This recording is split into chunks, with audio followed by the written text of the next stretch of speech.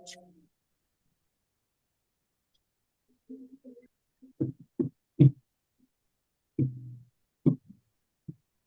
let's start with the prayers. Mangala Charan. Om Jnanam Timirandasya Jnananjana Shalakaya Chakshurunmilitam Yena Tasmai Shri Guruve Namaha Shri Chaitanya Manobhishtam Sthapitam Yena Bhutale Swayam Rupa Kalamayam Yam Padati Swapadantikam Vandeham Shri Guru Shri Utapadakamalam Shri Guru Vaishnavamsha Shri Rupam Sagrajatam Sagana Raghunathan Tam Sajivam Sadvaitam Savadutam Parijana Sahitam Krishna Chaitanya Devam Shri Radha Krishna Padan Sagana Lalita Shri Vishakhan Vitamsha He Krishna Karuna Sindhu Deen Bandhu Jagatpate Gopisha Gopika Kanta Radha Kanta Namastute Tapta Kanchan Gaurangi Radhe Vrindavaneshwari Vrishabhanusute Devi Pranamami Hari Priye Vanchakalpatarubhyascha Kripa Sindhubheva cha Patanam Pavnebhyo Vaishnavebhyo Namo Namaha Jai Shri Krishna Chaitanya Prabhu Nityananda Shri Advaita Gadadhara Srivasadi Gaur Bhaktivinoda Hare Krishna Krishna Krishna Hare Hare Hare Rama Rama Rama Hare Hare Namo Vishnu Padaya Krishna Prishthaya Bhutale Srimate Bhakti Vedanta Swami Niti Namine Namaste Saraswate Deve Gauravani Picharini Nirvishesha Shunyavadi Pashyati Shikari. Okay. So we have how many? Everyone is there. I think we are missing Abhiram Prabhu and Radhika Mataji. Yeah, to do and Vrindavan Leela. Although all of them said yes, I hope they join.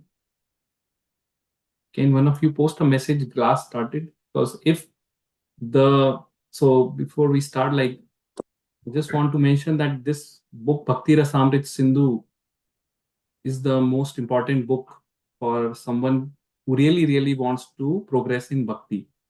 Like if someone just wants to do time pass, then that's different thing. But if someone is serious, then this is the book which needs to be understood. And in one go, like even the advanced people, they say they really understand 1% of it. I'm not sure if they are modest, but it is like that. This is directly written by Rupa Goswami, who is none other than Rupa Manjari. Right? We all know. And this is directly from his heart. And we'll discuss all that. So I prepared some slides and I will share my screen to go over. And we'll also make it more interactive. So in between, I will ask few questions, whether you know or don't know. It could be generic question. You don't have to have a definition like exact, but whatever you feel, you can say there is nothing right, wrong, and then we discuss. Okay. Okay. Share screen. Share. So this is the book. It's also on Veda base, but I would prefer all of you should have a physical copy of it. So Nectar of Devotion is actually a summary study of Srila Rupa Goswami's Bhakti Rasamrit Sindhu. Okay, so Srila Prabhupada just did a because this book was very essential, right? So Prabhupada actually did a summary study very early, before even I think he brought other books. This was one of the first 3 or 4 books which Prabhupada translated. So you can understand why he did that, because this was important. And same thing, Prabhupada did the summary study of 10th canto of Srimad Bhagavatam in the form of Krishna book, because that's also very important, right? So this is the it has 51 chapters, but and we'll see how these chapters are organized. Like normally when we read the Srimad Bhagavad Gita or Srimad Bhagavatam, like either we have cantos or we have chapters, but here is something different. So let me bring up my slides and let me know if you can see. You can see the slides? Okay, perfect. So this is directly from the handbook, which you all have. It just shows an overview of the chapters which are part of our Bhakti Shastri course.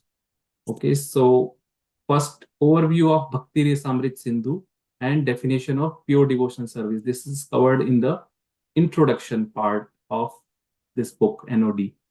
And then chapter 1 talks about 6 characteristics of pure devotional service.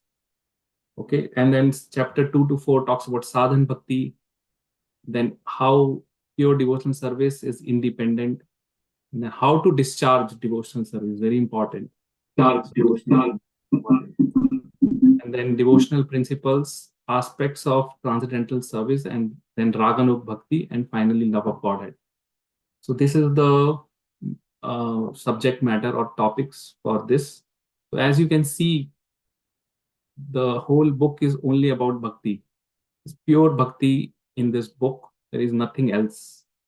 Like, so in Srimad Bhagavad Gita, if you see, Krishna talks about all other kinds of yoga as well. And then he glorifies bhakti yoga at the end. And then Srimad Bhagavatam also is only about bhakti, and this Bhakti Rasamrit Sindhu is same. So just to give you a background, this is a summary study of Bhakti Rasamrit Sindhu. The author of Bhakti Rasamrit Sindhu is Srila Rupa Goswami Prabhupada, who is the chief of 6 Goswamis, and all of them, 6 Goswamis, were the direct disciples of Lord Chaitanya Mahaprabhu. You all know. So before Rupa Goswami became Rupa Goswami, before he was initiated by Chaitanya Mahaprabhu, we know he was the minister in the Nawab Hussain Shah's kingdom in Nadia, and his name was Dabir Khas. Like, this is the position he was having. It was not his name, it was his position. And then his elder brother is Sanatan Goswami, who was Sakar Malik. This is all mentioned in preface of this book, where a brief introduction about who is Rupa Goswami is mentioned. So both of them were kind of a prime ministers in the government of Nawab Hussain Shah, and both of them were from Brahmin, Saraswat Brahmin family, but they were kind of ostracized. Like, they were, in those days, if you deal with the Muslims or you work for Muslims, then the Brahmanas will not consider you as Brahmana. So they were kind of considered out of the Brahmanical. Like, Hindus were not talking to them because they were working for Nawab Hussain Shah. And then first time when they were still in the government, they met Chaitanya Mahaprabhu briefly at Ramkeli. This is in West Bengal, in somewhere in Malda. And that ignited the spirit for devotion, and then they want to relinquish their responsibilities as minister. They want to basically retire and just become disciples of Chaitanya Mahaprabhu and surrender and leave everything. So that's what happened. You all know the story. First, Rupa Goswami left the kingdom, and he took shelter of Chaitanya Mahaprabhu, and then followed by Sanatana Goswami. So first meeting of Rupa Goswami with Chaitanya Mahaprabhu happened in Prayag or Allahabad at the Dashasved Med Bathing Ghat. And Chaitanya Mahaprabhu directly instructed Rupa Goswami for 10 days in the science of spiritual Krishna consciousness, in the science of bhakti, direct instruction. And all those teachings are part of teachings of Lord Chaitanya, which Srila Prabhupada translated. And this thing is also part of Sri Chaitanya Charitamrita. But again, Prabhupada foresighted, and all the important things, I think he wrote the book from Granthas, because he knew people may not have time to read entire Granth. But if he writes books, small books, the main things, then people will have time to read. So those instructions which was given to Rupa Goswami were part of teachings of Lord Chaitanya. Okay, so this is a little background of who Rupa Goswami is, and Sanatan Goswami is his elder brother, and also Rupa Goswami considers Sanatan Goswami as his spiritual master. Like, he is his spiritual master also. Although both of them were initiated by Chaitanya Mahaprabhu.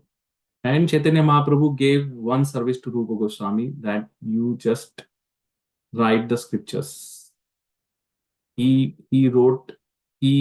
And then when Chaitanya Mahaprabhu empowered him, right, he did not, after 10 days, I don't think they meet very regularly and there was any kind of exchange of instructions. But it's heart to heart, right? When he's already a Rupa Manjari there, and when he's already empowered, then he has everything in his heart. And he was a scholar, like even materially, he was a prime minister, he was a scholar. He knew Sanskrit very well, he knew Persian very well those days because it was a Mughals, so Persian also was very popular and Sanskrit also was. So all his work is in Sanskrit. And looking at the literary prophecy which he has, all his work it's not plain Sanskrit, like it is all verses. So he wrote many books in Sanskrit, and this Bhakti Rasamrit Sindhu is the topmost, the jewel of all his books, all his granths which he read. Okay, so going to next. If I make it full screen, are you still able to see it, right? Right. Okay. So let's first understand what does it mean by term Bhakti Rasamrit Sindhu. Sindhu. Actually, the current pronunciation, sometimes we say Bhakti Rasamrit Sindhu, but the pronunciation is like if you know Sanskrit, Sindhuhu. There is a Visarg, Sindhuhu. So Bhakti Rasamrit Sindhuhu. So Bhakti Rasamrit Sindhuhu, what does it mean? Sanskrit, Bhakti Rasa Sa Eva Amrita Tasya Sindhu. So it means, if I translate, that Bhakti Ras, Bhakti is a ras, is a ocean, is a nectar in itself, an ocean of that nectar which is Bhakti Ras. That is the Bhakti Ras Amrit Sindhu. So it's a ocean, and Prabhupada translated it as nectar of devotion. Nectar of devotion, right? And but it is basically the ocean of nectar. Sindhu means ocean. Those who know Sindhu, it means ocean. In our this thing also comes, right? Sindhu, in the national anthem of India, right? Sindhu comes, so that is ocean, Indian Ocean. So Sindhu, ocean. Rasa Amrit. Amrit means nectar. Amrit means which is keep increasing. It's like a nectar. And rasa we will discuss more. Like rasa, there is no exact word in English for rasa. Rasa. The closest approximation which we all know is called mellow. But if you know, mellow is not very often used. If you ask anyone outside ISKCON, they will never know what is mellow. Mellow is something, I think this is a closed approximation of rasa. But rasa in general, those who know Hindi, like we have what you call sugarcane ras or orange ras juice or nectar. Like when you extract the nectar out of something, that's the rasas. So so there is no exact word in English, but if we want to describe rasa, it means the sweetness in any relationship or activity. I think I have that rasa here. Mellow that we relish within any activity or relationship. That is rasa. We'll discuss more. There is a whole slide on rasa because to understand rasa is important. What is rasa? Okay. But there is a technical term. Rasa is also a technical term which is used in by Rupa Goswami in Bhakti Rasamrit Sindhu. And the technical term is the sthai bhav, which is nourished by various components like vibhav, anubhav, satvik bhav, vyabhichari bhav. So that is the technical term, that it is the sthai bhav. And the sthai bhav is it's like we know there is at the stage of bhav, when the devotee advances, he reaches to a stage where he attains a sthai bhav, which is the bhav in which he wants to serve Lord Krishna. And that remains constant. That's why it's not constant sthai bhav. And it is nourished by other component. So that is the term of rasaha. Technical term also. I'm just giving you technical term, although it's not required. But just for plain English, you can think a mellow which we relish within any activity or relationship, any mellow. Like any activity which we do, the reason is we are getting some rasa out of it. That's why we are doing it, right? We'll give more example later. So where is this now? Because this Rupa Goswami defines that Bhakti Rasamrit is an ocean, right?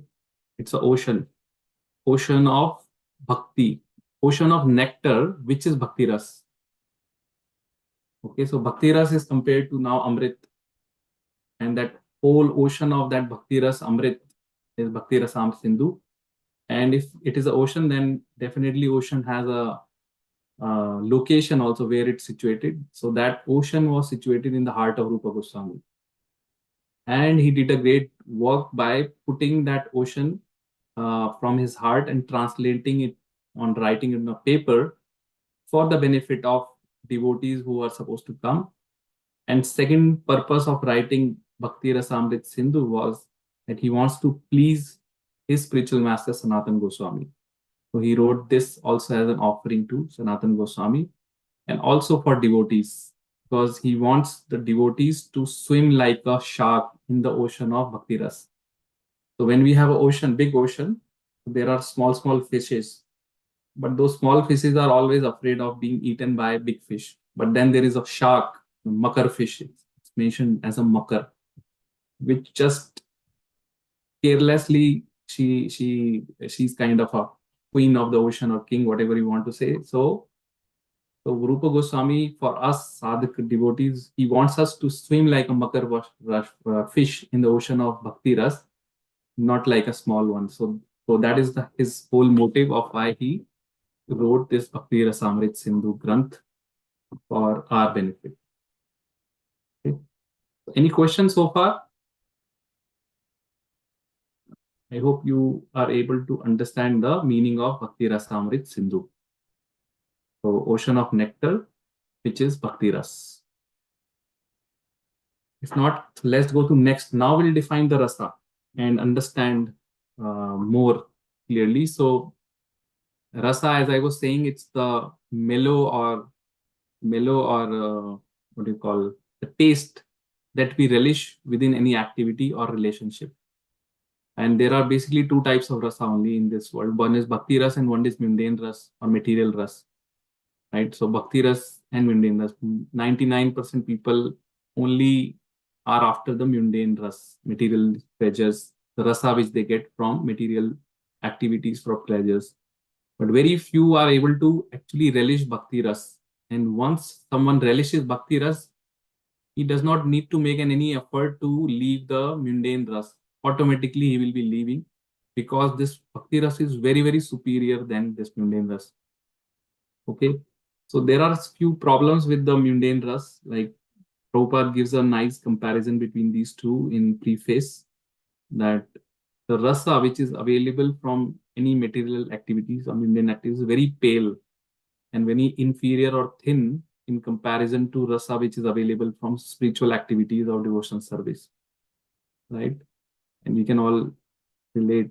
And just to give you a crude example, children chew that bubble gum, right, or chewing gum. So initially there is a slight rasa, but as they keep chewing, it goes down. Ultimately they throw it. Right? There is nothing. Same is the is the case with mundane activities. Initially there would be little rasa pleasure, but that rasa has two defects. That is why material pleasure has two defects. One is, it is again a Sanskrit term. It's a chapal sukh. Chapal means flickering. Flickering means it's flickering happiness. It's temporary. First of all, temporary, and it fades. It goes down as we enjoy or as we want to enjoy. It keeps going down and becomes zero. That is the problem with material rus. And that's why people keep trying different things. Okay, they get bored very easily. Like, okay, you with the material things, because that is its nature. Second problem with material pleasure is bhogatyag. Bhogatyag means people, because it loses its happiness very quickly, so it refers to the rejectable nature of this pleasure. So as someone enjoys material thing, it gradually loses its flavor and then it becomes very boring. I often give this example, like first time when you come to or anyone comes from India to Canada, he's so happy. Like at the airport itself, वो पूरा देख के कि वहाँ पे पंजाबी में लिखा है, and then all that, he become happy. And the first thing you go and visit whenever you time to go to Niagara Falls, right? And you get so much pleasure, six, seven wonders of the world, and so much, and you click little pictures and see it in the night and all those things. So that is the pleasure, that is the happiness you are getting.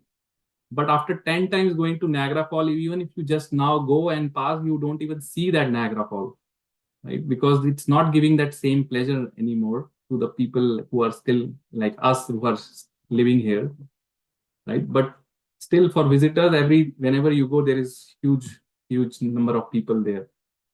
So why is it that? Because the more we enjoy, or the more we like exercise this material things, it goes down. Pleasure go down, and that's applicable for anything in material. If you buy a brand new car, first day you will get pleasure. Down the line, 5 years, it won't give you any pleasure. That car becomes just another thing, right? Same for house. Any activity in material world has these two problems, that it is flickering happiness, temporary, and it fades. Okay, so that another is bhog tyag, because it fades and it's temporary. Then one gives it up and it searches for new position of enjoyment. And in this way, one constantly accepts new things and rejects various items of enjoyment. So that is the two problems or defects with material pleasure. However, the spiritual pleasure or the bhakti ras has zero defects. It's perfect. In fact, it increases as we uh, experience more. That's why in Shikshastakam says, Anandam Buddhi Vardhanam. Like it keeps increasing as one progresses on the path of bhakti, to the level that one attains to a stage of bhav and prem, which is a higher stage where one like is complete sublime bliss constantly and all the time. So instead of fading and becoming rejectable, bhakti ras is kind of amrit. It is eternal and it ever fresh, ever fresh. That's why when we hear the pastimes of Lord Krishna, it's ever fresh. And those who experience little rasa, they get automatically attracted to hear more and more and more. So it's just a matter of getting that first attraction to hear, and then it has so much rasa, then um, it can completely attract someone. So sweet, like we discussed in Nectar of Instruction, how sweet is Krishna's name from pastime, like a sugar candy.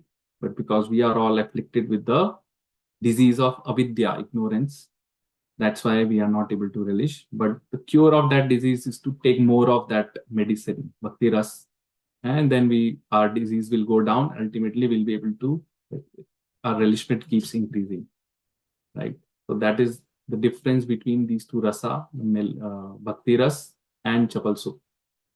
And when in the advanced stage, as I was saying, this rasa, this technical definition, turns into the bhav, sthai bhav. Sthai bhav is the constant bhav at the stage of bhav, just before prem. One understands his uh, rasa with the Supreme Lord. Either it could be, there are five primary rasas, right? We know Shant, Dasya, Sakhya, and Vatsalya, and Madhurya. So one understands his Thai bhav, in which of the rasa he relishes and wants to serve with Krishna, and he remains in that Thai bhav and practices his bhakti. So that is the technical meaning term of rasa, Thai bhav, which is nourished by uh, other components. Okay, any questions on this rasa? I hope is able to make sense, right? Rasa. What difference between mundane rasa and bhakti ras? So that's why there is a book, Higher Taste. Right? Once someone experiences the higher taste of bhakti ras, he automatically rejects the lower taste. Like, uh, and that is true. Like when you keep enjoying higher taste, your tendency to relish lower taste automatically goes down. So that is why Prabhupada says always higher taste, high. Okay. Okay. So let's go further. So let's discuss now the structure of this whole Granth, Bhakti Rasamrit Sindhu. As I was saying, it's not chapter, it's not cantos, it's something else. So tell me, if there is an ocean, then how will we know the ocean? How will we navigate through the ocean? There has to be a roadmap, right? How to navigate the ocean. So what do you think would be the roadmap would be consisted of in general, like any ocean? How will the navigators or those who are sailing the ocean will know where to go? The tide, tides, right? The water tides, which direction the water is flowing, I guess, no? The navigator. Yeah. Which, So like it's which, basically the directions. The navigator needs to know I have to travel east, or I have to travel south, or I have to travel west, or I have to travel, like when someone is in in the ocean. Same here, like we sometimes on the road also we have east, west, north, south. So Bhakti Ras Samrit Sindhu is divided into 4 divisions. As ocean has 4 things: east, west, north, south, and it's all uh, clockwise. So it starts with east. So when we have east, then what comes next after east? If you go clockwise, west, no? no, west is the opposite side of east, Oh, right? south. South. Yeah. South. So second Yes. part is south. So South. it's divided into the Hindi Sanskrit is Purva Vibhag, which is first the Eastern Division. Okay. And the name of the Eastern Division is Bhagavad Bhakti Vedaha. Okay. And then each division has waves. So this, because in ocean you have waves, you have tides. So there are 4 waves in this Eastern Division. First wave is called Samanya Bhakti Lahari. Lahari is, if you know, comes from word Lahar. Samanya Bhakti Lahari. It's all in English, it's translated as wave. So the wave which explains Bhakti in general, that is Samanya Bhakti Lahari. That is the first wave. Okay. Second wave is Sadhan Bhakti Lahari, the wave which explains Sadhan Bhakti. Okay. Now you may think, now how will wave will explain Bhakti? So the answer is, this wave. What is the purpose of wave? Like if anyone has gone to beach, when a wave comes, does it do? Brings out all the impurities or whatever. Like, I don't know. So it submerges, basically. It submerges, right? If you have a wave, it submerges, it goes over. So that's why these are all waves. It submerges the bhakta in that particular aspect. Like for example, sadhan bhakti lahari, the wave which submerges the sadhak in the sadhana bhakti. The third wave is bhav bhakti lahari, the wave which explains bhav bhakti or submerges in bhav bhakti. And then we have fourth wave is prem bhakti lahari, wave which explains prema bhakti. I'm seeing echo. Prabhu, I see echo, Prabhu. There is echo. Yeah. Now it's not there, right? I think it came in between. So these are the 4 waves for Eastern Division. Okay. And the first 19 chapters which we have covers all this four waves in Eastern Division. That is Bhagavad Bhakti Vedaha. So it covers Samanya Bhakti. In the beginning, we'll discuss about Bhakti in general, about the pure devotion service, then Sadhan Bhakti, Bhav Bhakti, Prem Bhakti. Okay. And then further, there is a Dakshin, like Southern Division. Southern means Dakshin Vibhag, which is Samanya Bhakti Rasa. It has 5 waves. Okay. And those waves are related to those 5 things which I was telling, which makes the rasa, right? I was telling you, right, these things. Where is that technical term for rasa? Yeah, vibhav, anubhav, satvik bhav, vyabhichari bhav. Those are the 5 waves which explains about all this technical terms. What is vibhav, what is anubhav, what is satvik bhav, what is vyabhichari bhav. So that is the subject matter of second Dakshin division here, Southern Division, Samanya Bhakti. Then Paschim Vibhag, after, if we go clockwise, so east, south, then we come to west. And this is the Mukhya Bhakti Rasa. It explains the main Bhakti Rasa, which is the 5 waves corresponding to 5 main primary rasa. Shanti, Dasya, Sakhya, Vatsalya, Madhurya. So it talks about all those aspects of rasa. And then the last one, which is the northern division, Uttar Vibhag, it's known as also Gaun Bhakti Rasa. It talks about 8 waves, and 7 of these waves talks about the secondary rasa. Like there are secondary rasas also, like Raudra, Hasya, like that. And all this, I just want to now go to your handbook. It's also mentioned in your handbook. So please, when you are studying, just have a reference to your handbook also. So here, are you able to see the handbook which I'm showing? Yeah. So whatever we discussed, outline of Bhakti Mangala, and this is the diagram which talks about those 4 divisions. Like if you see Purva Vibhag, east, then we go Dakshin, Paschim, Uttar. Okay, east, south, west, and then north. So this is how this book is divided. Okay, first we start with the eastern division, and till the intro to chapter 19 is only the Purva Vibhag, eastern division, and then chapters 20 to 34 are the south, and then 35 to 44 Paschim, west, and then last 45 to 51 is Uttar. So this is how Rupa Goswami translated this. So when we see here any verse 1.1.1, so that means it's 1 signifies it's from the Purva Vibhag, eastern division, and it's eastern division, first chapter, first verse. So like that. So instead of canto, it's the Vibhag here. So it's divided into 4 waves. So sometimes if you are talking to someone who is experienced or talking of Bhakti Rasamrita, he will say, okay, from eastern wave, Port Lahari, like that he will talk, or eastern wave or southern wave. So if you don't understand all this terminology, so you will be lost what he's talking about, which wave, what is the wave, and what is this thing, right? So you will talk like, oh, Purva Vibhag or eastern division, and then second wave, like that. Because these things are systematically there, like these waves put in a systematic way. It's not a haphazard way that Rupa Goswami put this. This is the way one progresses in the bhakti.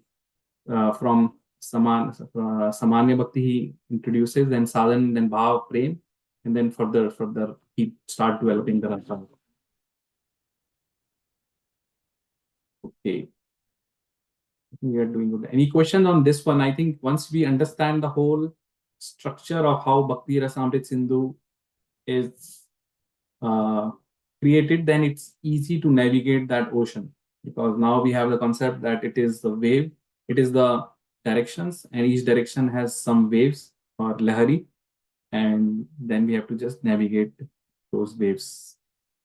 Prabhu, can you explain the Uttar Vibhag one more time? What were the 8 waves we were talking about? Is it the chivalry, Yes, those ones. all those, right? The different rasas. So yeah, let me. Other than the primary 5 rasas. Correct. So there are 7 secondary rasa. It's known as, first is Hasya, which is the laughter. Yeah. Okay, then there is wonder, Adbhut, like maybe sometimes we also have this in us because we are part and parcel, but Krishna. Then chivalry, Veer Bhakt, then Veer piteousness, then anger, horror, then disgust. So these are 7. And then there is one wave which just explains the understanding of, like there are some rasas which have mix. It's like it has enmity and friendship of various rasas. So that's the 8th wave, which explains on the last Uttar Vibhag, northern division. So those are the ones. This 5 is main primary rasas which we had, is Shant, Dasya, Sakhya, Sakhya, and Madhurya. Okay, and these 5 waves I did not list because we are not going to discuss in this Bhakti Shastri, but just for your knowledge, you should know this is the 5 waves which basically goes up till Sthai Bhav, like Vibhav, Anubhav, Satvik Bhav, Vyabhichari Bhav, Sthai Bhav. So that is the subject matter of Dakshin Vibhag. And 5 waves. So like that. Thank you. Okay. So I think we are doing good on time. Good. So let's go to, so this is all about structure. Now we'll go to the introduction. So we just finished the preface of this book here, preface, if you see here. And just so that you all understand, I will just ask you. So preface has the difference between Bhakti Ras, and it defines, I'll just point out where all these things are there. See here, Bhakti Ras, and there is a mundane Ras like this, Chapal Sukh, Bhog Tyag, this is mentioned here. Okay, so let's do one thing. I think it's better. We'll read this one. So I need one volunteer to read this paragraph. Bhakti means devotional service. Anyone? I can talk. Sorry, go ahead, Alesh. Please. Bhakti means devotional service. Every service has some attractive feature which drives the servitor. Which drives the servitor progressively on and on. Every one of us within this world is effectively engaged in some sort of service, and the impetus for such service is the pleasure we derive from it. Driven by affection for his wife and children, a family man works day and night. A philanthropist works in the same way for love of the greater family, and a nationalist for the cause of his country and countrymen. That force that drives the philanthropist, the householder, and the nationalist is called rasa, or a kind of mellow relationship whose taste is very sweet. Bhakti rasa is a mellow different from the ordinary rasa enjoyed by mundane workers.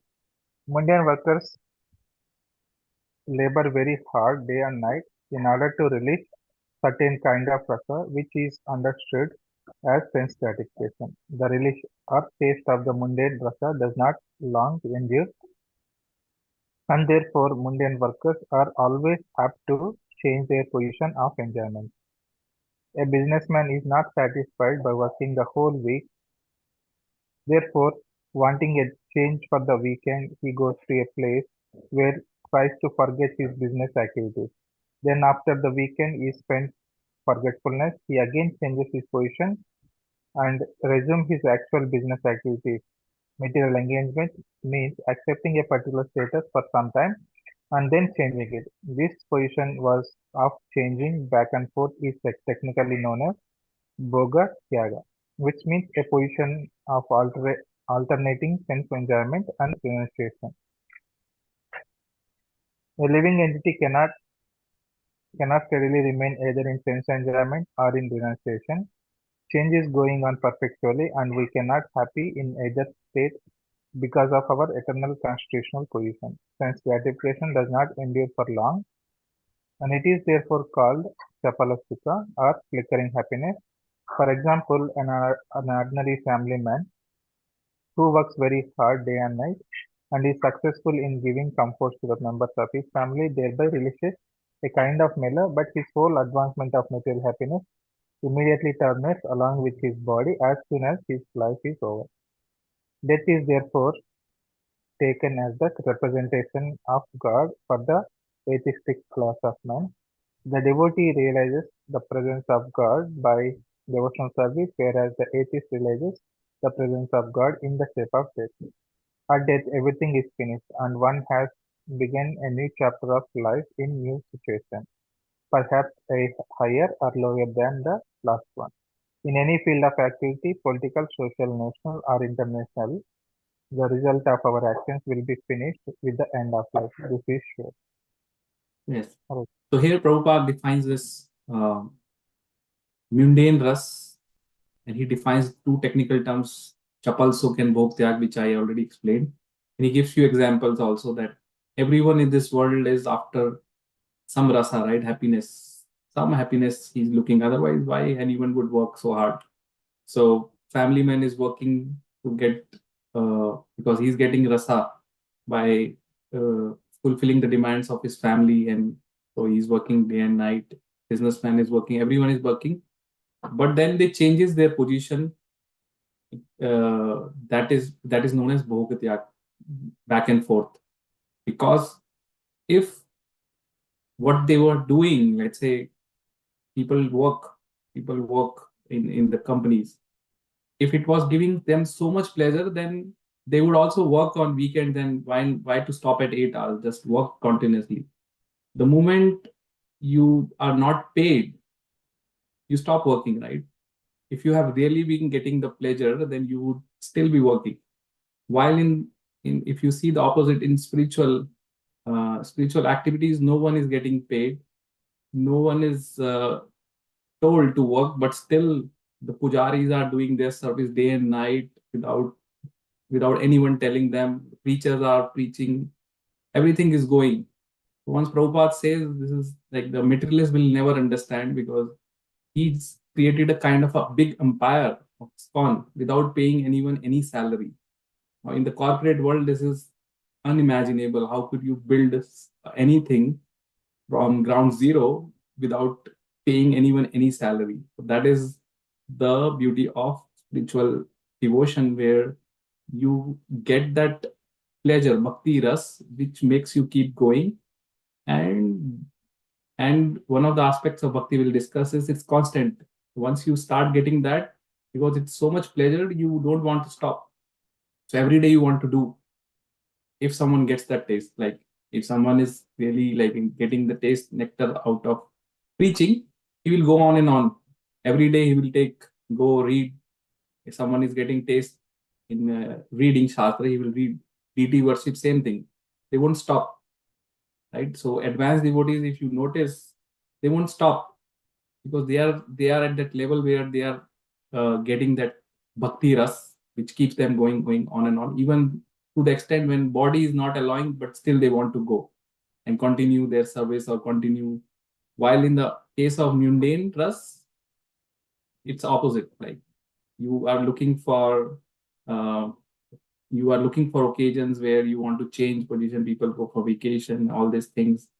And people these days, if you look, they want to retire early. Someone says, oh, I want to retire at 45, 40, and I want to make this much money so that I can retire. People are creating these advertisements like have a passive income so that you can retire early.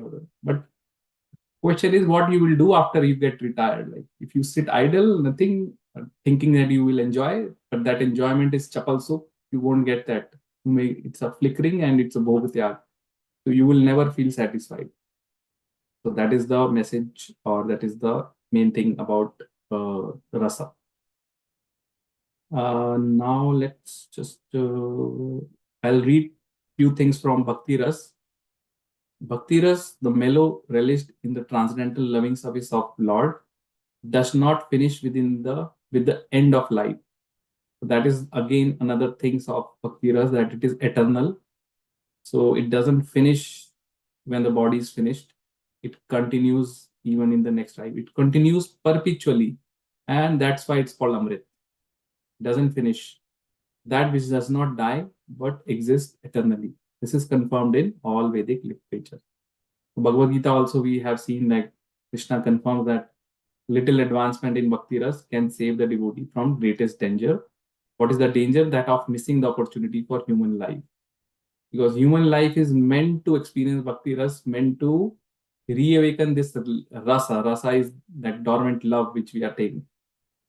If someone misses this opportunity, then when he goes back, he may not get that opportunity again, because Yamaraj will say, out of so many billions and unlimited number of species, I chose you to give that human life, that too on the planet of Earth, where you could have easily progressed, but you just wasted that life. So why I should give you again? Like why not I give this to someone who is more deserving? So he will. So that is the greatest danger, that the Mother Nature will throw him in the cycle of birth and death in the lower species. where he has to suffer. And then who knows when next time this human life will be granted. Okay, so see here, that says rasas derived from our feelings in social life, family life, or even greater family life of altruism, philanthropy, nationalism, socialism do not guarantee that one's next life will be a human.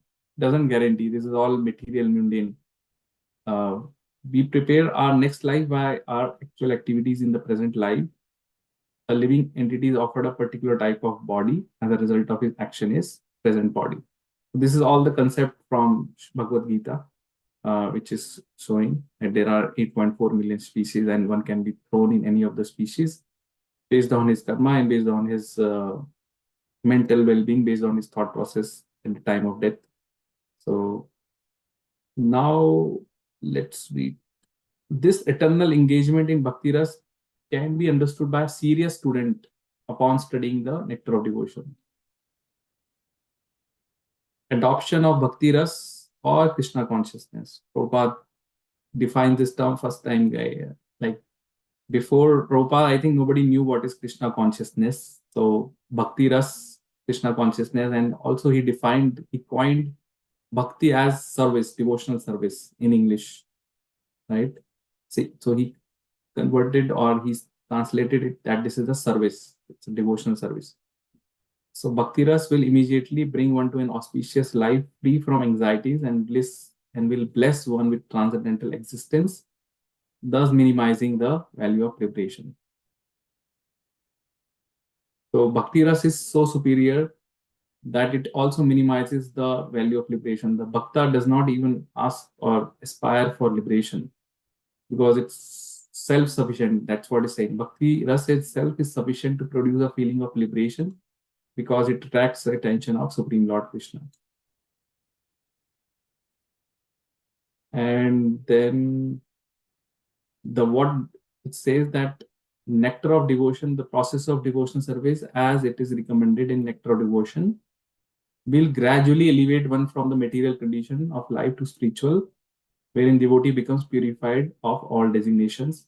The senses can then become uncontaminated and being constantly in touch with Bhakti Ras. So that's about Bhakti Ras. And yeah. So let's go to next part, which is next chapter of this is the introduction.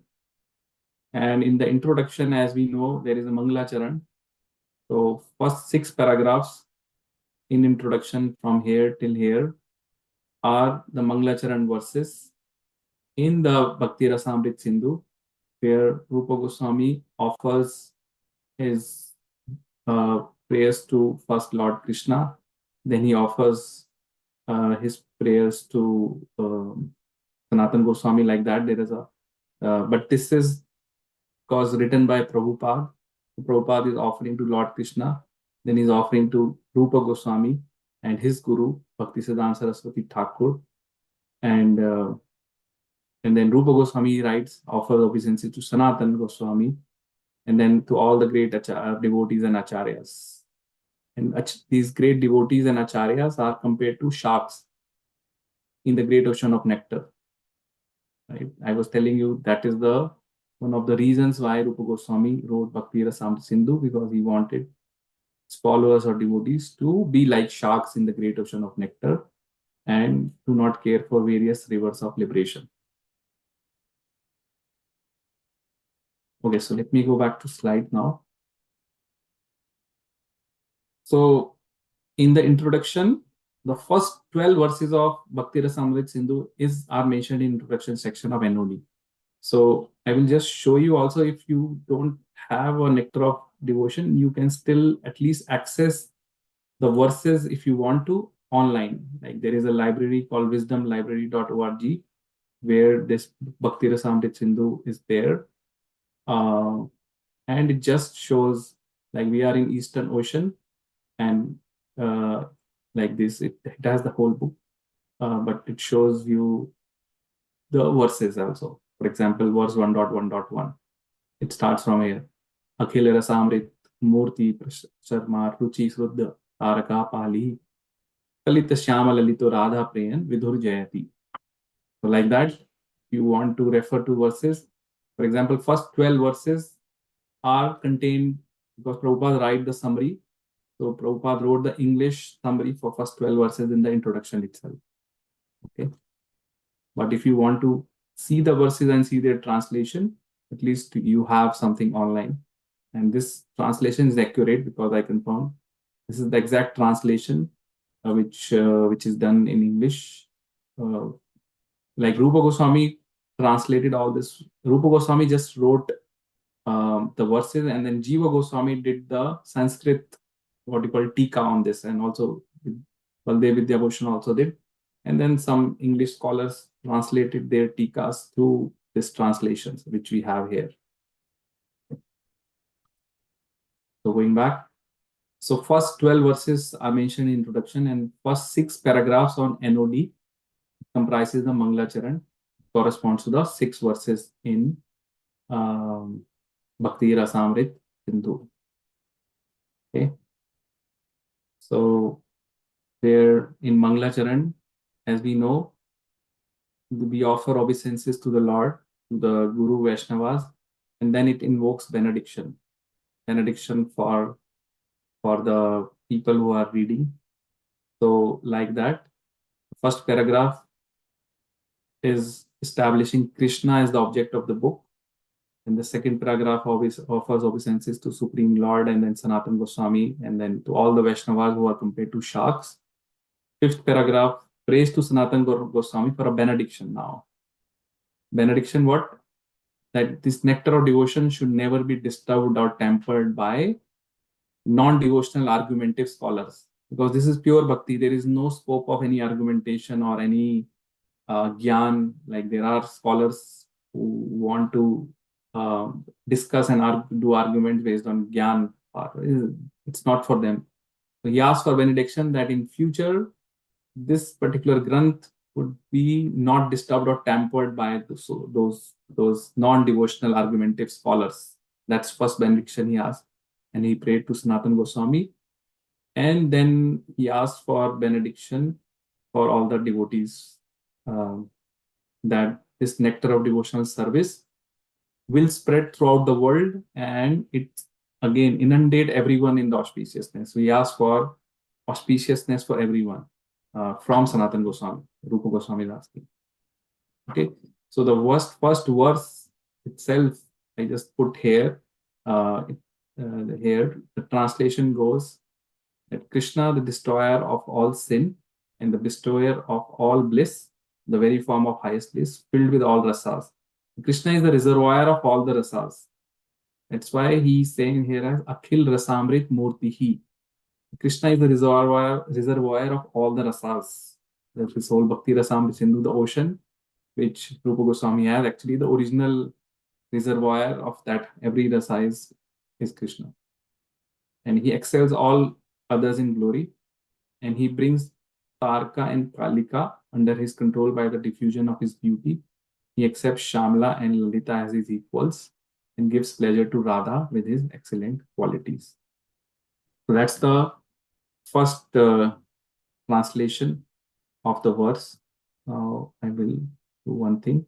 I will go to your book and we read exactly what Prabhupada has written. So this first paragraph translates the first verse of Bhakti Rasamrita Sindhu.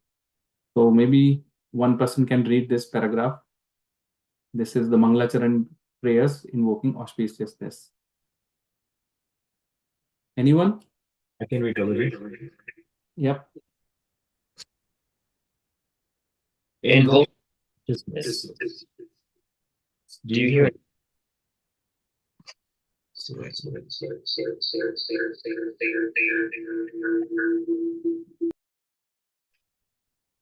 Is that better? Okay. Hang on a second. I can't hear you, but anyhow. Invoking auspiciousness.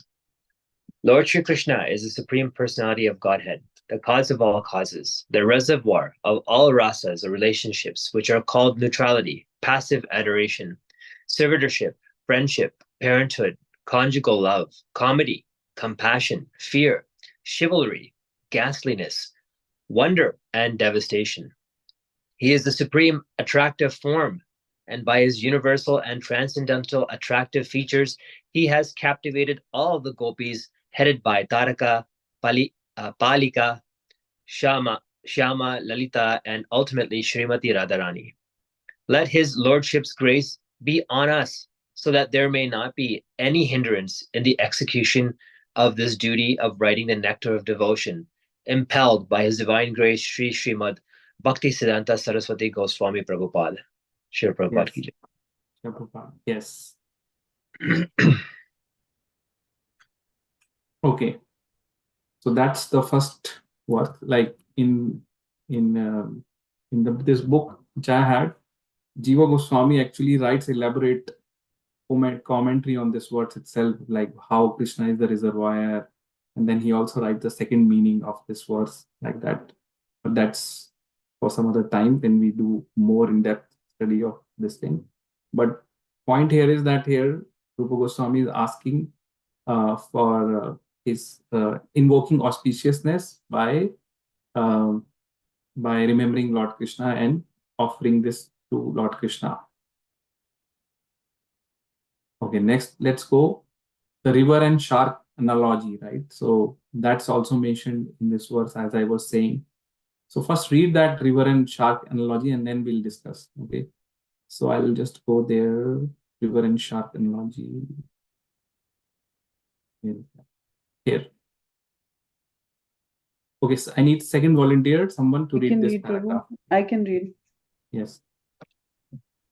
Hold on.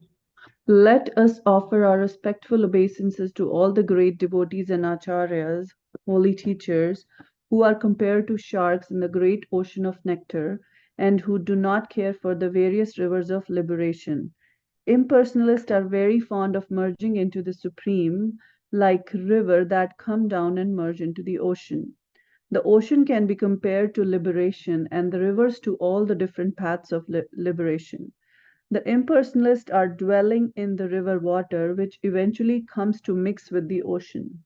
They have no information, however, that within the ocean, as within the river, there are innumerable aquatic living entities. The sharks who dwell in the ocean do not care for the rivers that are gliding down into it. The devotees eternally live in the ocean of devotional service, and they do not care for the rivers. In other words, those who are pure devotees always remain in the ocean of transcendental loving service to the Lord and have no business with the other processes, which are compared to the rivers that only gradually come to the ocean. Yes. So this is the river and ocean analogy given here. So rivers are compared. Let me go back to my slides. So rivers are compared to the paths of perfection, right? Compared to different paths or liberation, while ocean is compared to analogous to perfection itself, right? So, and devotees are like a makar. Makar is known as shark. Devotees are like shark who are swimming or who are traversing that ocean, and they are always situated in that ocean of perfection, and therefore they don't have any need to engage in various religious paths of purification, which are referred to as rivers. Okay.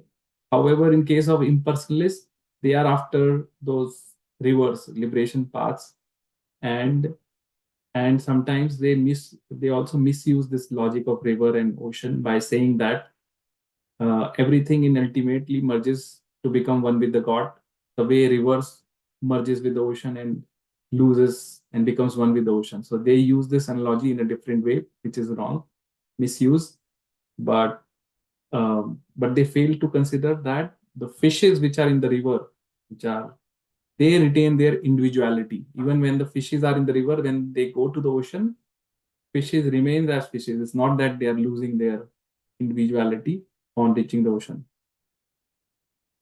So similarly, the practitioners of various paths of religious paths, like someone maybe after the Sahujya Mukti and someone maybe after some other, so they also retain their individuality and do not become merged with the God. So this is a river and shark analogy, but we don't have to worry about impersonalists. Rupa Goswami specifically wrote Bhakti Rasamrita Sindhu for devotees who are sharks, who are always situated in the ocean of perfection and bliss and keep traversing. Okay. So next we go to the main component or the main verse, which is the basis of entire Bhakti Rasamrita Sindhu, which is what is actually the definition of bhakti. What does bhakti actually mean? So he defines bhakti, Rupa Goswami, in verse number 11 of Bhakti Rasamrita Sindhu. Okay, and many of you would have heard this verse before. Goes like this: Anya abhilashita shunyam gyan karmadi anavrittam anukulena krishnanushilanam bhaktir uttama. So each word we will just look at each word. Now for rest of 55 minutes, we'll just focus on this verse because this is important to understand. What is the Uttam Bhakti? Because we all have to aspire to practice that Uttam Bhakti. And if we not, then we will remain in the beginning stages of Bhakti only. The goal of this book is to take one from the initial stages of Bhakti and take one to the level of Uttam Bhakti. So from neophyte devotee, one has to reach to a stage of Uttam Bhakti, like pure devotee. Okay. So the plain translation is like this. I would want one person to read the plain translation. One. Anyone who want to read plain translation? I can read, Okay. Prabhu. Oh, Go ahead, Mataji. translation. The highest bhakti is defined as continuous service or emotions directed towards Krishna, his expansion forms or others related to him with a pleasing attitude towards Krishna. It should be devoid of desires other than the desire to please the Lord and unobstructed by impersonal jnana, the materialistic rituals of karma, or other unfavorable acts. Yes. So this is the translation of Uttam Bhakti, that first of all, it has to be continuous service. It's not that I'm today serving, but tomorrow not serving. So it's a continuous service or emotions which are directed towards Lord Krishna, all his expansion form, or others, anything which is related to him. For example, his dham, any other activity which is related to him, Srimati Radharani, others, devotees. So that is bhakti. Even when we serve the devotees, that is falls under bhakti because bhaktas are related to Krishna, right? If we do anything for the temple, for example, someone is doing accounting for the temple, doesn't mean that he is not doing bhakti. Sometimes people have this notion that only doing deity worship, studying the scripture falls under bhakti. But this definition, which is given to by Rupa Goswami, says that anything which is related to Krishna is also bhakti. Okay. And then it says that it has to be done with a pleasing attitude towards Krishna. That is anukulena. It has to be pleasing attitudes from the sadhaka towards the Krishna. It cannot be done in the mood of grudge or in a mood of non-pleasing. Second part is that it should be devoid of desires, any other desire other than to desire to please Krishna, the Lord. So that should be the only desire. That is the topmost bhakti. Like there is no asking from Krishna to give anything. Not even asking him to give us a place in the Golok Vrindavan. Because the moment we ask, it becomes transactional. Like the whole motive changes from unconditional to now transactional. So no, whatever Krishna desires, we accept, right? So no asking. So it should be devoid of desires other than the desire to please him, right there. And it should be unobstructed by impersonal gyan, materialistic rituals of karma or other. That is the gyan karmadi and avrittam. Okay. So now let's go to each and every part. Like and then discuss what are this pure devotional service. So in this verse, there are few terms. So one is anukulena. Those who understand Hindi mean anukul means which is favorable. Okay. And then there is term called Krishnanu Shilanam. These are the two terms. Okay. And then there is term called Anya Abhilashita Shunyam. This also I think you will be able to understand. Anya means any other. Abhilashita means any other desire. Shunyam means no desire and other than Krishna, pleasing Krishna. And then Gyan Karmadi Anaprittam. It should be free from Gyan and Karma as well. Those things. So let's discuss. So out of this, there are pure devotional service have primary characteristics which are known as Swarup Lakshan. Something like sometimes something is primary and something is secondary, right? What is the Swarup Lakshan? Primary is this one, first one, that the bhakti should be Krishnanu Shilanam, that it has to be constant service to persons or things related to Krishna or service to Krishna directly. Both are bhakti with the active engagement of mind and senses. So it has to be active. Bhakti cannot be passive. Okay. And the definition is wide, like Krishna and all his expansions, and also the person related to Krishna, and also the things related to Krishna. All are considered as in the bhakti. So his plenary parts and parts are different. However, we have to be careful here that because Krishna can, someone may say an argument that Krishna includes everything. Even he has his plenary expansions like Narayan, Vishnu, and he has his differentiated expansion like us, living entities. And then also, so that sometimes people give this argument that everything is anyway Krishna. So if you worship anything and everything, you are doing bhakti. But that's not the correct understanding. We should not misunderstand that we can engage in spiritual life by loving anything and everything because Krishna is everything. Sometimes people say even dog may be Krishna hai because he is also part of Krishna. So let's just give all our energy and everything to dog, right? But that's not bhakti. The correct understanding is that we can love and serve Krishna either directly by loving and serving those persons and things which are explicitly connected with him. Right? So, which are explicitly collected, which means his expansions, his pure devotees, his places and pastimes, or his paraphernalia. These are the things that, not that tomorrow people start worshipping anything and everything ki sabhi Krishna hai. And second part here, which needs to understand that pure bhakti is active engagement. It's not passive. Because when you really love someone, then you do something, some action to please. So this devotional service is also filled with activities directed towards Krishna. Okay. So now these actions could be two things. One is positive and negative. Both are done to please Krishna. The only thing. Positive actions are basically the actions which are supposed to be done in bhakti and which pleases Krishna. For example, performing Krishna Katha is pleasing to Krishna. Glorifying his name, preaching to others. These are all the actions which are pleasing to Krishna. Right? Taking holy name, chanting the holy name, pleasing to Krishna, surrendering to Krishna himself says, Sarvadharman Parityage, like surrender to me. So taking initiation, serving is pleasing. So these are all pleasing actions, positive actions.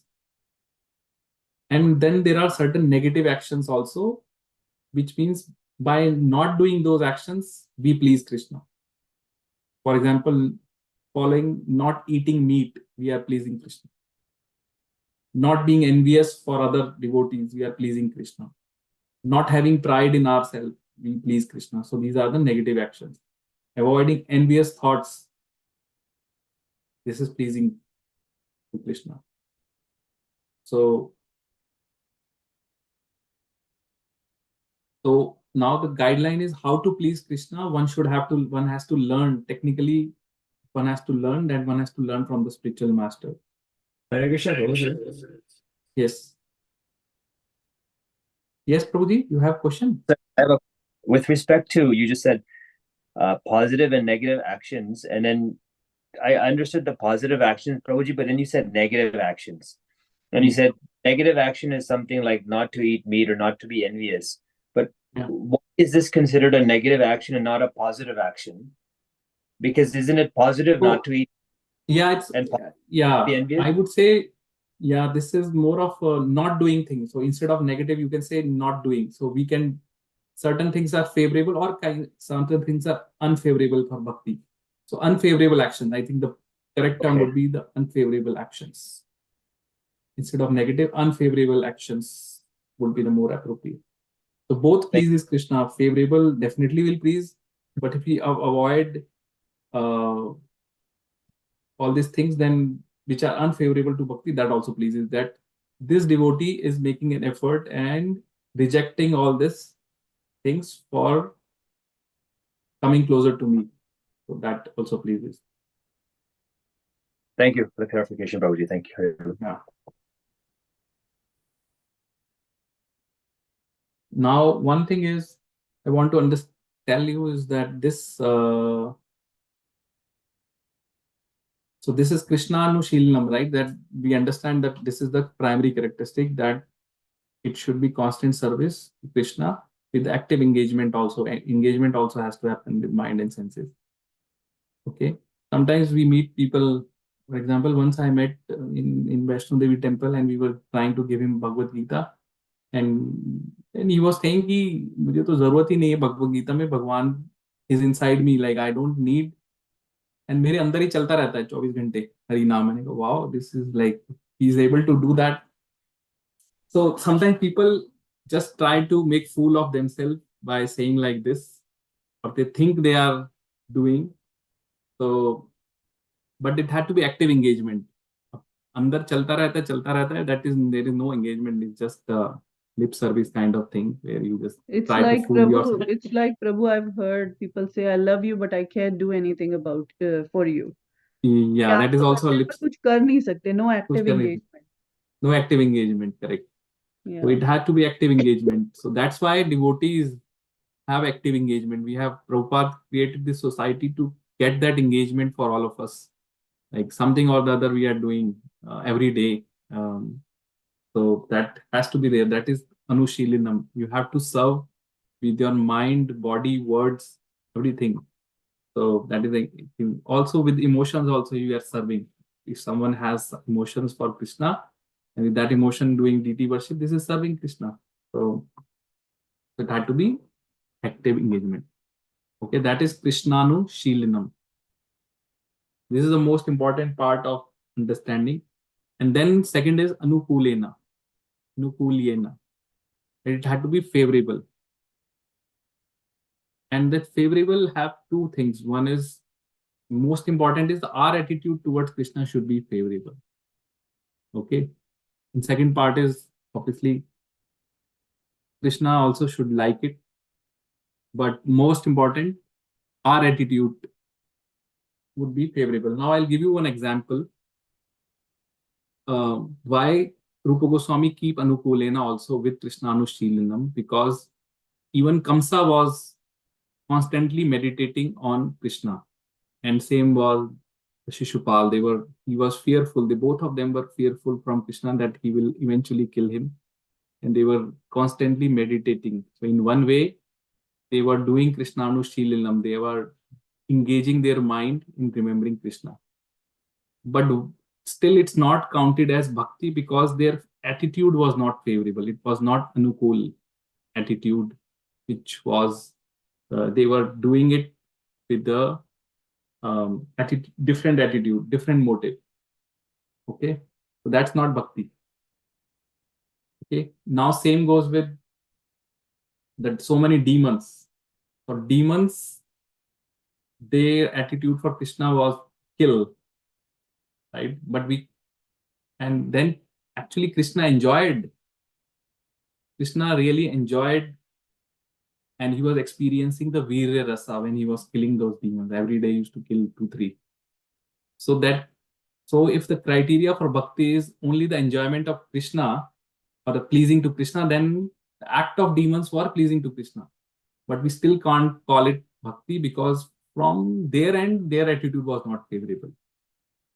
So that's why this anukulena is important for bhakti, not just Krishna's pleasing or displeasing. So Krishna was even pleased with demons also because they were giving him some bhakti, virya ras. But attitude of demons was not favorable. That's why it's not bhakti. While if I give you example of Damodar Leela, when Mother Yashoda puts the baby Krishna down and goes to take the milk out of the stove, even though Krishna was displeased there, right? Krishna became displeased, but it was still bhakti because Mother Yashoda's attitude was anukulena, it was favorable. Okay, so mostly it's anukulena refers to us, our attitude, and also it should be pleasing. But even if it's not pleasing, in case of Mother Yashoda, still it's bhakti. So the motive has to be anukulena. These are the primary characteristics of bhakti. Okay, these two, that it had to be Krishnanushilanam, constant service with Krishna or his things related to him with active engagement, and also it has to be done with favorable, anukul, favorable or pleasing attitude toward Krishna. Now you yourself can figure out other things, like if you do with any service with unfavorable attitude, with let's say pleasing yourself, like sometimes people want to give class or when to sing when there are big number of audience. So now the motive changes from pleasing Krishna to pleasing yourself or pleasing or getting some adulation or things. Then it's not bhakti. If your attitude is to please Krishna, so no matter if there are 2 people or there are 100 people, you will still perform your service, thinking that my whole motive is of doing is to please Krishna, and he's there, he's listening. Right? So that is the subtle difference between pure devotional service and normal devotional service. And same goes for any other service. If the whole motive is to please Krishna and his devotees, then you won't bother if your name is taken or not taken, if you are thanked or not thanked at the end of the thing, or you will not bother. And also it will not bother you if someone says something to you or offends you, because you are constantly engaged with one pointed attention to serve. Sometimes people have problems with management or devotees or this, that, and they leave and they go. But then they are missing on this part that the pure devotional services cannot be checked by any other means, right? It cannot be checked. Like Prabhupada had faced so many troubles when he started, but it cannot be checked.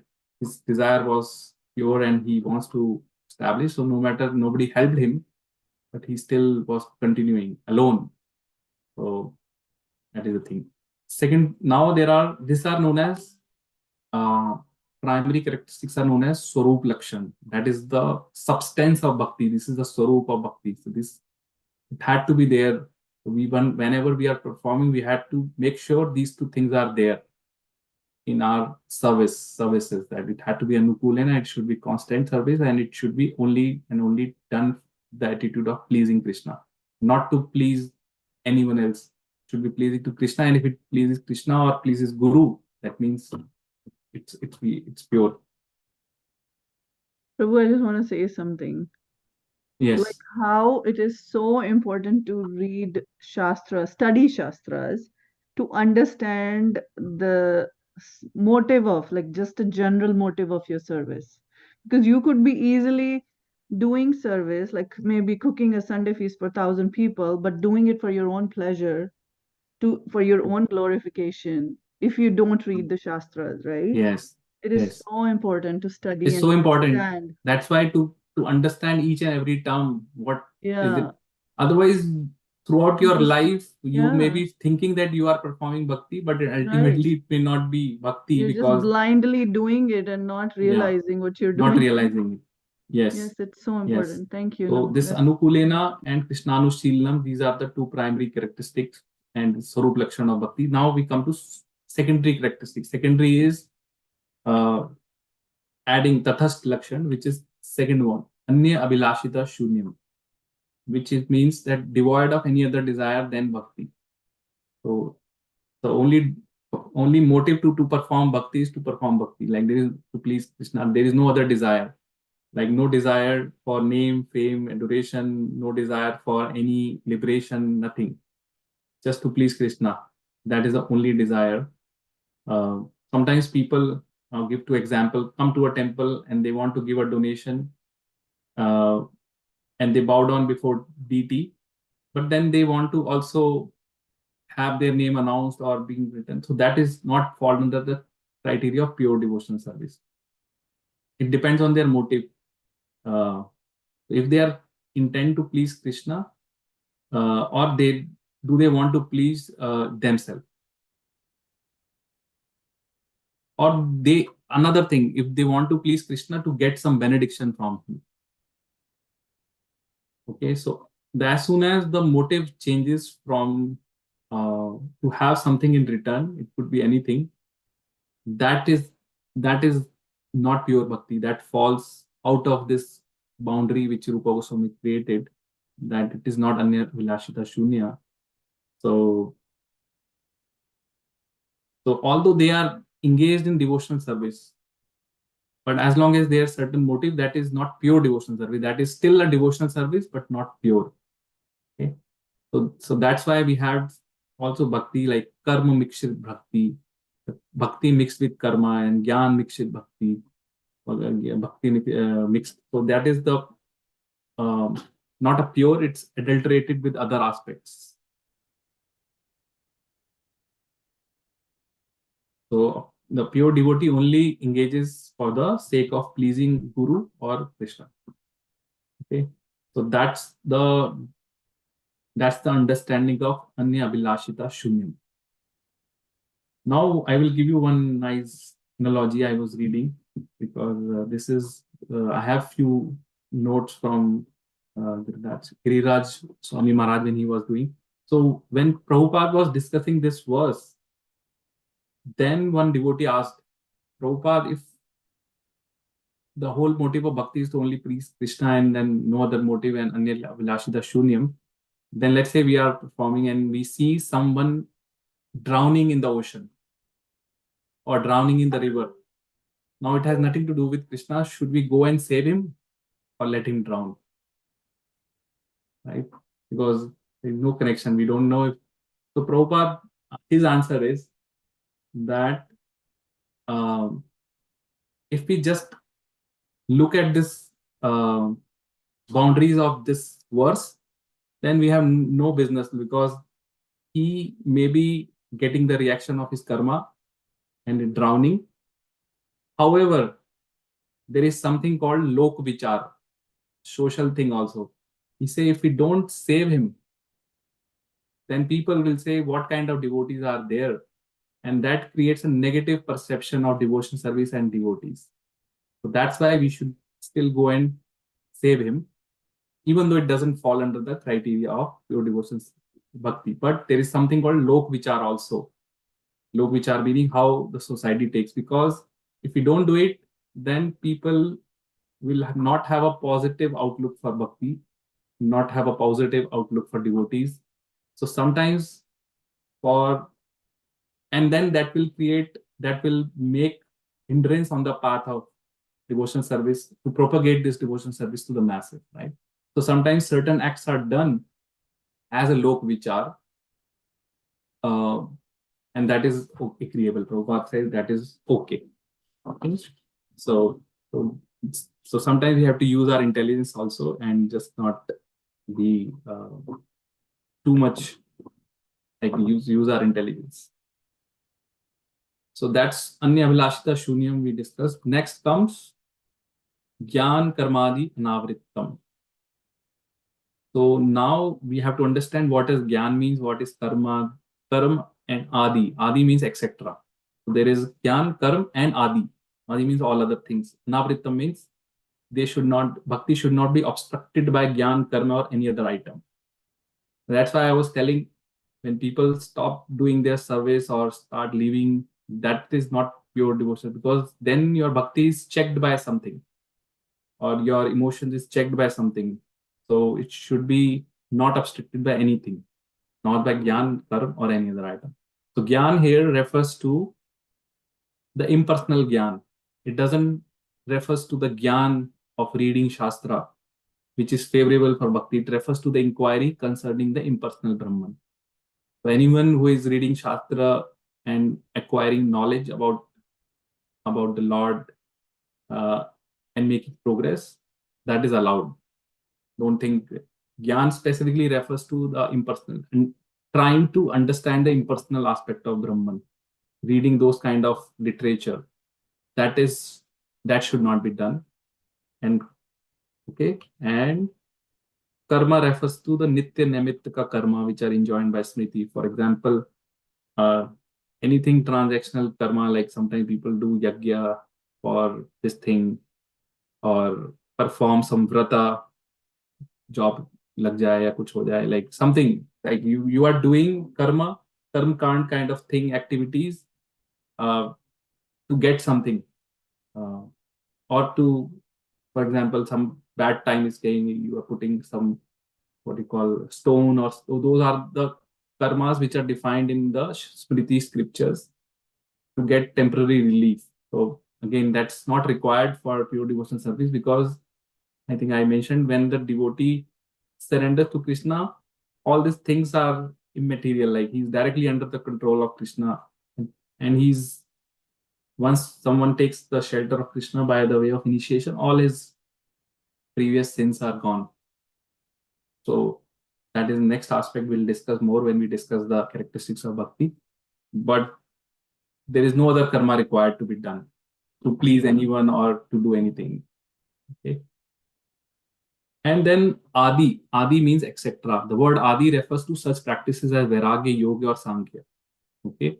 So renouncing anything or performing stang yoga or this posture or that posture, not required. This is outside the boundary of this. And then also sankhya yoga. So this is the definition of pure devotional service. So now I just want you to reiterate so that you have got it, because this is important to understand.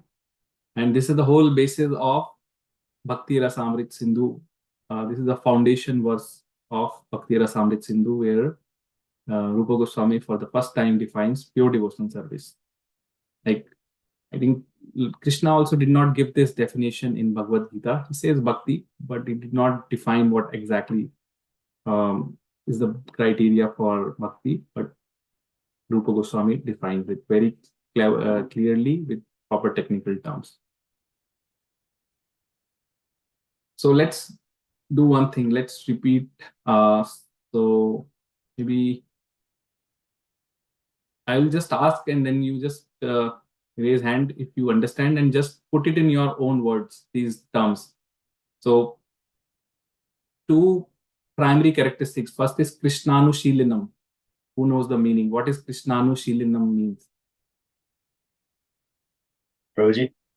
Yes, Prabhu. Constant devotion. Yes. And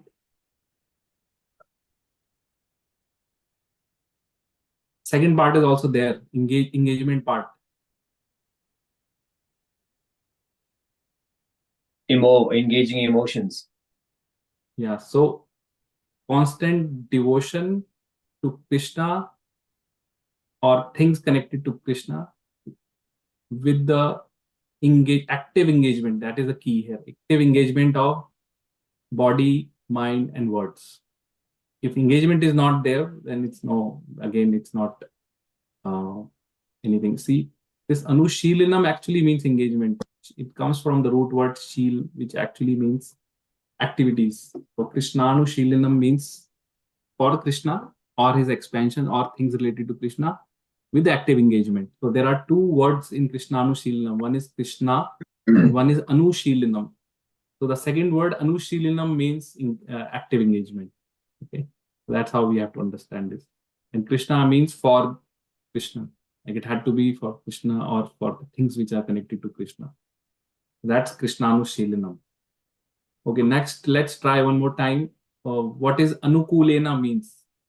Anyone else want to try anukulena? Prabhu, it means that It is our favorable to, sir. No, go ahead, Mataji, go ahead. Go ahead. No, no. Okay, so our attitude towards Krishna should be favorable. Yes. That's what Yes. it means. That is the right one. So Sujata Mataji, our attitude towards Krishna should be favorable. That is the right one. Because I gave you example, Yashoda, Mother Yashoda's attitude was favorable to Krishna.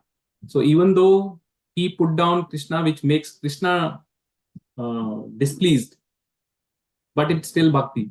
While the Trinavrat attitude was not favorable for Krishna, even though it was pleasing to Krishna, he was fighting it, getting Veeraras, but it's not bhakti. So Anukulena is referring to us more. Our attitude should be favorable. That is how our acharyas have defined Anukulena. Okay.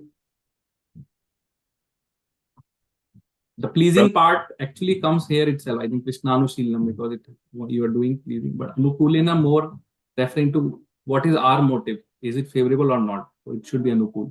So these are the primary characteristic, Swarup Lakshan.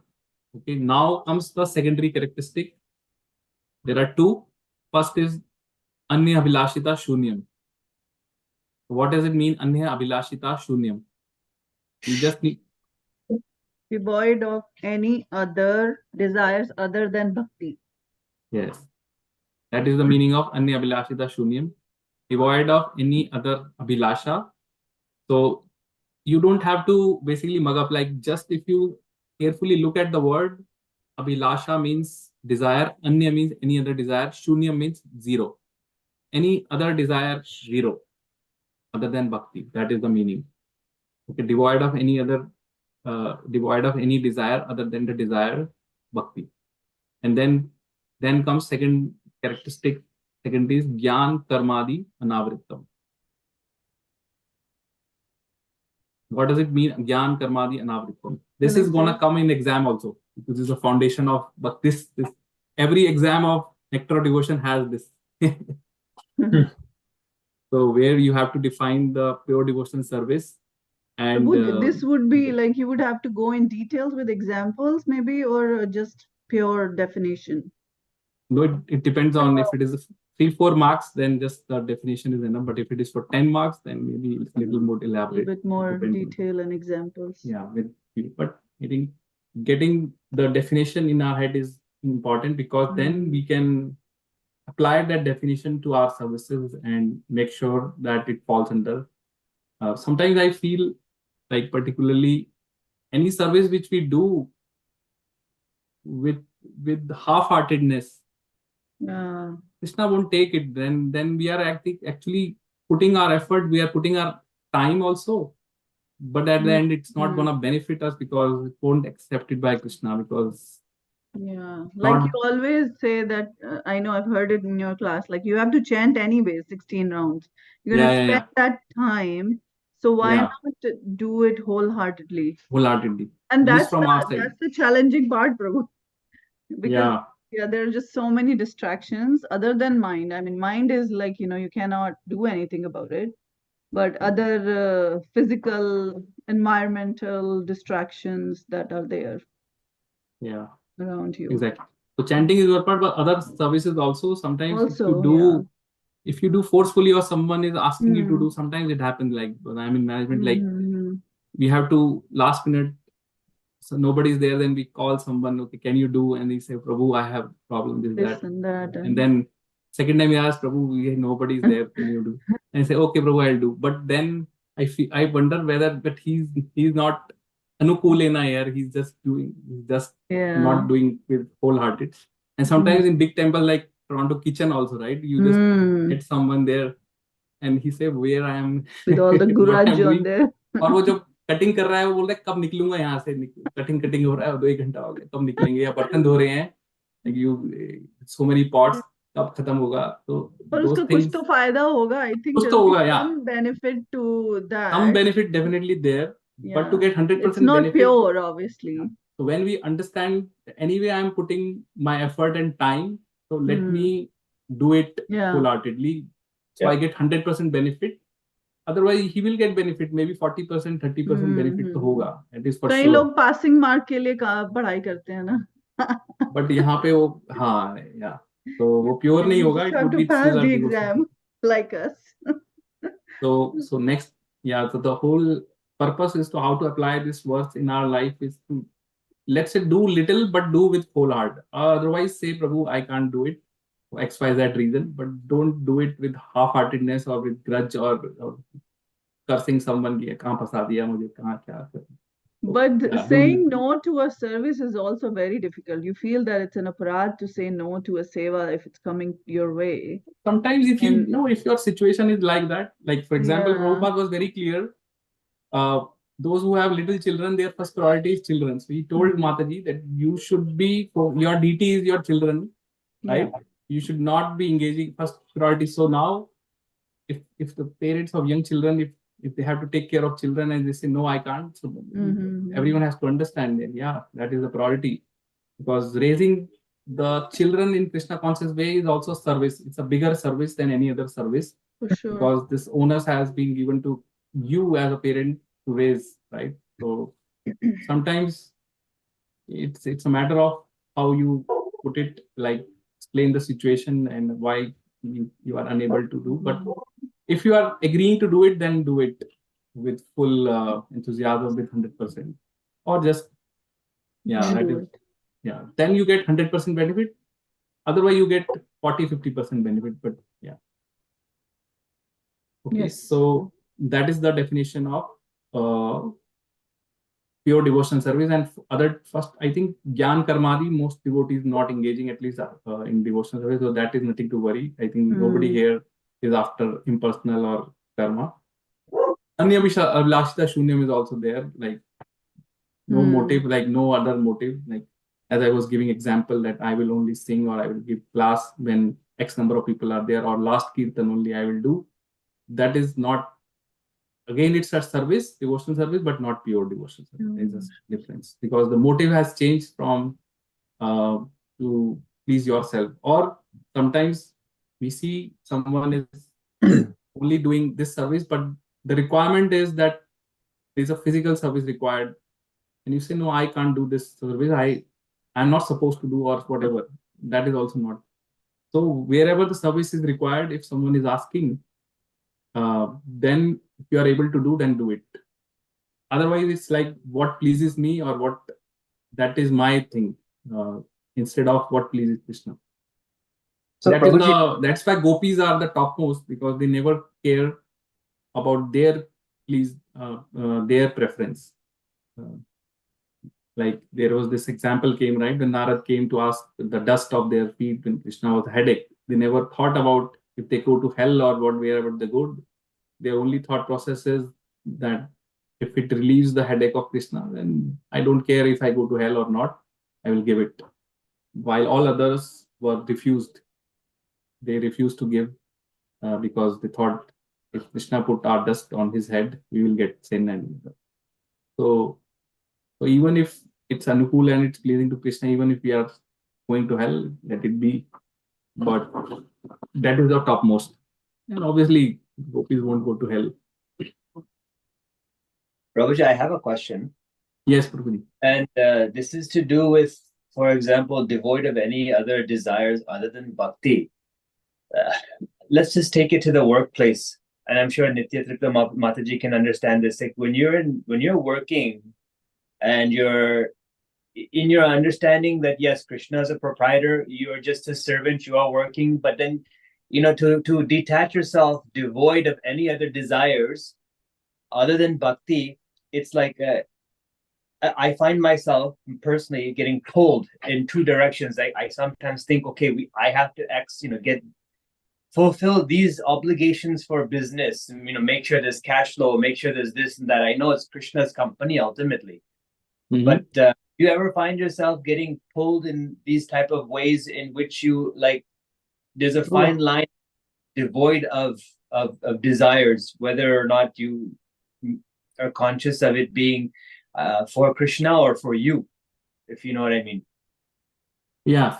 So let me handle this. So all of us have to work, like as grihasthas, right? We have to work, either it's business or it's the job or whatever one is engaged.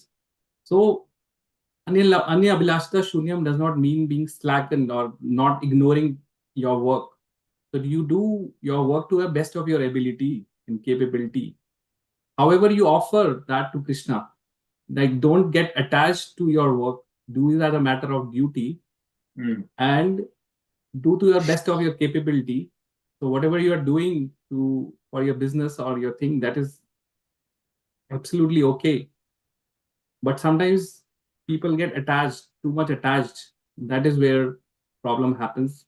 And then offer, how we offer, like in the morning when you go for work, as I was telling, like we chant our rounds and we read something from Shastra, and then if you have DT, just go in front of DT. Okay, I'm leaving home for my work or for my business, and please, I'm going in the world of Maya, but I pray for your shelter and please protect me. And when you come back again, pray that today everything went fine and offer your result for your to Krishna. So how we offer, because whatever remuneration we get out of our work, a part of it should be used in the service of Krishna, in raising Krishna conscious family, children, in maintaining the home which is Krishna's home. So that we will discuss later when Yukta Vairagya principle will come, that everything we can connect to Krishna, and then it's not what do you call, any other desire. The Anya Vilashita Shunyam, as I was referring here, is specifically related to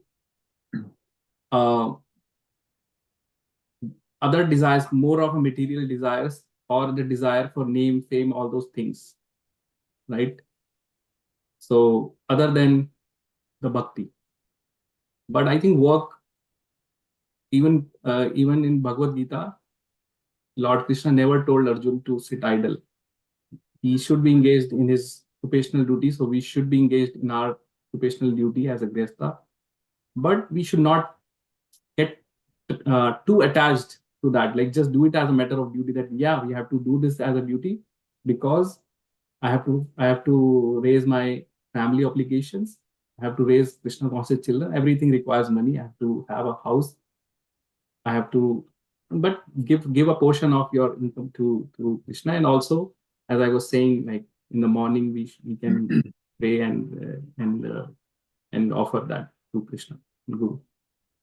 Yeah, that's one of those things is where you don't want to make it transactional with Krishna. Like you have things that you have, because job versus running a company is that you have a lot of responsibility, not only to yourself but to other families, and which is where you have to understand that you don't want to make anything transactional, but matter of duty, and don't want to cross any of those lines. And so I just have to throw my hands up and ride it like a roller coaster.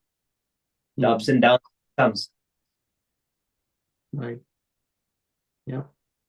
So the reason why I was saying not get too attached, because if we get too attached, then we try to see pleasure in that work, and then we may be compromising on our time which we are supposed to give to the bhakti. Like, so that becomes sometimes we will not have time to perform bhakti. Like, let's say if someone really is too attached to his work, and instead of working 8 hours, he starts working 12 hours because he's really attached to his work, or he's attached to the recognition which he gets at his workplace or business, or he attached to making more profit. So he starts working, let's say 12, 13 hours. So then his devotional service will slightly go down. Like, he will not get that taste. He will start losing the taste because he's not giving the time. So if you love someone really, then you spend time for that activity, right? So if you really love Krishna and want to progress bhakti, then we have to give quality time in taking the holy name and also reading scriptures daily. That's why Prabhupada says that there is no compromise on chanting and also reading scriptures. If you hear even Guru Maharaj, he says two things become a nice devotee, have attentive chanting and reading Shastra every day, reading Prabhupada books. So as long as you are able to maintain that, which whatever, like it requires 2 hours of your time, 2.5 hours, and then rest 7-8 hours you spend in your business or office, and then some time for family. Family also needs time. If we ignore and create imbalance in any of this, then it creates problems in our life. Like that is, so the fine balance has to be there, and work has to be part of bhakti. Should not consider our work outside of bhakti, that this is material. This is part of bhakti. I'm also doing bhakti in that, and make it part of bhakti. Then it becomes that you, but not go overboard with the thing. Yeah, Mataji, you were saying something. No, sorry, I didn't mean to interrupt. I just wanted to say that there is that verse from Nectar of Instruction we studied, Atyahara Prayasa Yeah. Prajalpa Yeah. Niyamagra. So, Right. over endeavoring, meaning Over endeavoring is not be over endeavoring. Like if it's impacting your bhakti, you've already explained that. If it's impacting your bhakti, like you're chanting your rounds and you're not able to do it, if you're over endeavoring, then there's an issue. Then we have to fix that issue. yeah. Otherwise, it will basically over the period of time, our bhakti lata will deteriorate. Yes. Right, and our taste will keep going down. So then we have to fix our time management. Like if we are not able to find time for chanting or reading, then we have to fix. Yes. Yeah, I was reading one quote from our Guru Maharaj where he was, I think someone may have asked same thing. He says, I told you several times, fix your work schedule in a way that you are able to find time for chanting, right, and devotional activity. So not to, basically mean to say not to work more than what is required. Sometimes I've seen like that in young time when you have a lot of what you call enthusiasm and you have nothing to do, people spend whole time 12 hours, 13 hours doing work, but then they don't have anything. But now we have other engagement, so we should be mindful. Okay, so one last for today is another verse. This one we covered, which is from Narad Pancharatra. So where is definition from Narad Muni about the pure devotional service, where he says Sarvopadi Vinurmuktam Tat Paratvena Nirmalam Rishikena Rishikesha Sevanam Bhaktir Uchyate. This is the verse 12 from Bhakti Rasamrit Sindhu. And Prabhupada again writes this in the introduction where he says that where Narad Pancharatra defines the bhakti as the service to Lord using the senses. It should be done with the intention of pleasing the Lord, free from other desires and unobstructed by other processes. So very similar definition for the one which we just saw, which is from Rupa Goswami, and this is from Narad Pancharatra about the bhakti. Okay, if I just go back to our book, so we'll just quickly read the where is that? Here.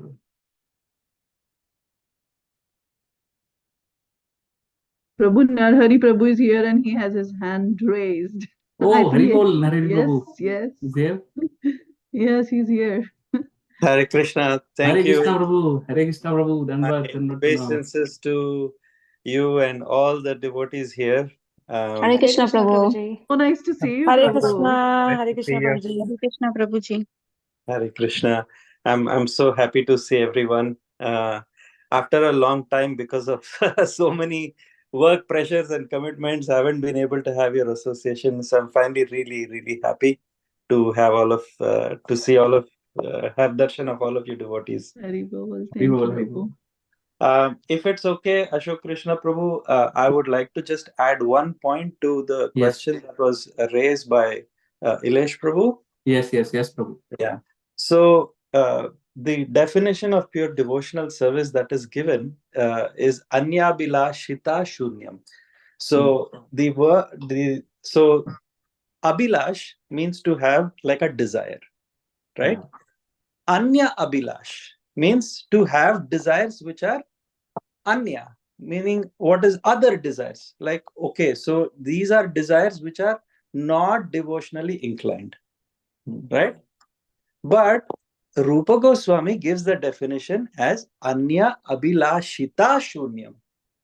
He doesn't say anya abhilasha shunyam. Okay? Why does Rupa Goswami add that anya abhilashita shunyam? That is the question we have to ask to understand what is the definition of pure devotional service. So, Ilesh Prabhu, your question is, I'm running a business, I'm a grihastha, I'm maintaining my family. But what is the outcome of that business? The outcome of the business is to run your family, is so that you can live a Krishna conscious lifestyle, is so that you can do your devotional service, work accordingly, be a good role model. Correct?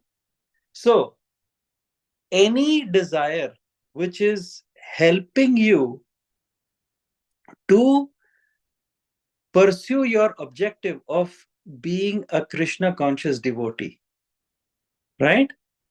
That falls under Anya Bilashita.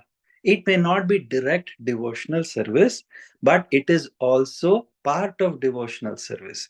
Like Ashok Krishna Prabhu said, we cannot have a material life and a spiritual life. Everything is spiritual for a devotee. Okay? So that is the way to understand this word. Anya bilashita shunyam gnana karmadi anavritam. And then, Rupa Goswami gives the other secondary characteristics. Gnana, karma, they should be away. And then he gives the primary. Anukulyena Krishna Anushilanam Bhakti Ruttamam. So that is the way to understand. That is the answer to your question, Prabhu. Thank you very much, Prabhuji. I appreciate you enlightening with this type of definition. Really helpful.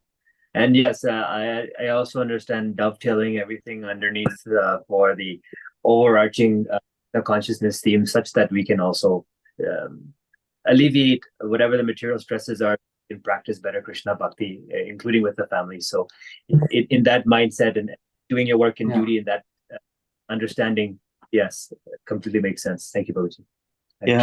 Sorry, Ashok Krishna Prabhu, I didn't mean to interrupt. But this is very nice Prabhu reflection. Yeah, exactly. Yes. Yeah. So but please carry on. I hope after Toronto Rath Yatra, I will be able to come back to do some more service. So please, I am requesting all the devotees to please pray for me. So I would like to be able to do this service. I really like Nectar of Devotion. Yes, Prabhu. It is my favorite book.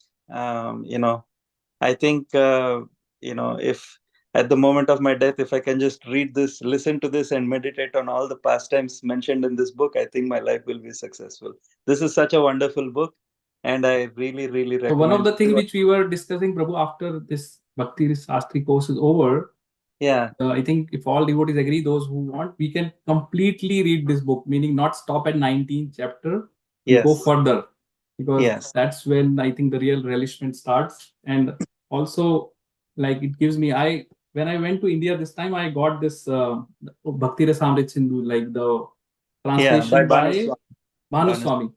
So I was telling devotees, if you want to relish, you side by side keep referring to verses, so that you read the commentary by Jiva Goswami and Vishwanath Chakravarti Thakur as well, which gives you further insights of what Rupa Goswami is giving here. So this book is definitely very much nectarian. It has all the nectar. So there are a couple of books I would like to recommend if devotees are trying to study. So one is definitely the book that Prabhu showed. There is also a book by His Holiness Dhanurdhar Swami Maharaj. It is called Waves of Devotion. And Maharaj also has done a detailed study, and he's also taken the commentaries from previous acharyas and put it. And also he shared his realization, because Maharaj has been doing some deep study for many, many years.